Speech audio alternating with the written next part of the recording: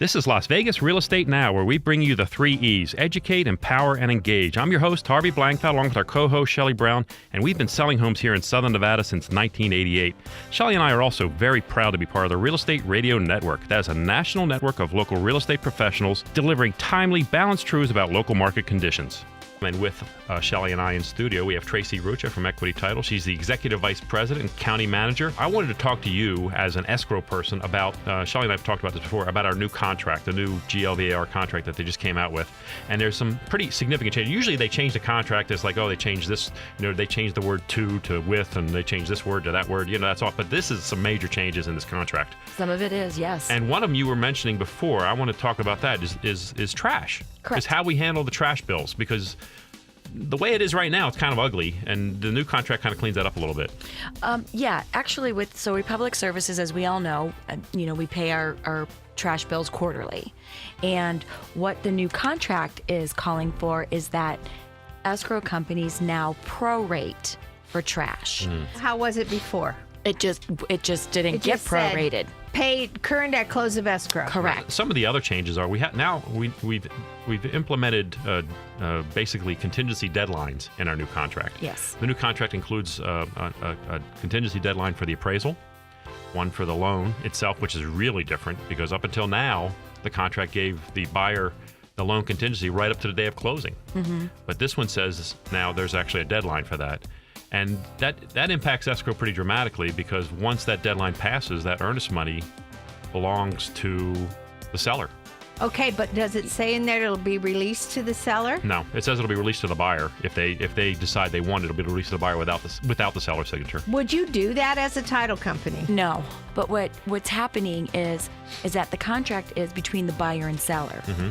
It has nothing to do with us and our contract with the buyer and seller. And that's what escrow instructions are for and to be signed. So you are to only take instruction.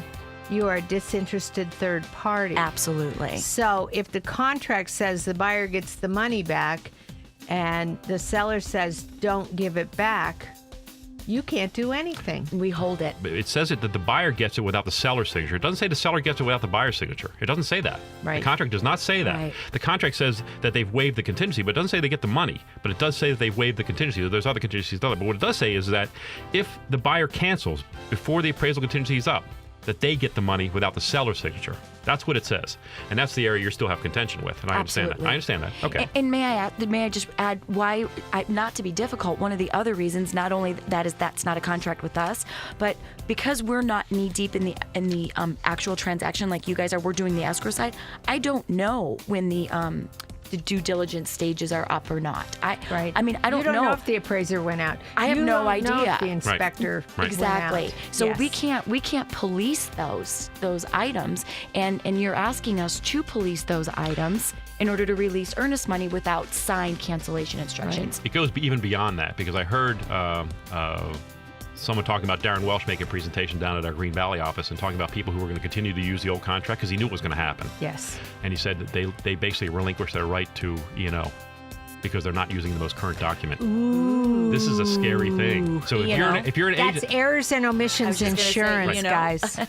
so agents who are listening to our program, and I know a lot of them do, you guys are listening and you were thinking, well, geez, I want to protect my buyer. I'm going to use the old contract. Remember, you do that, you're giving up on your E&O insurance because you're not using the most current approved document.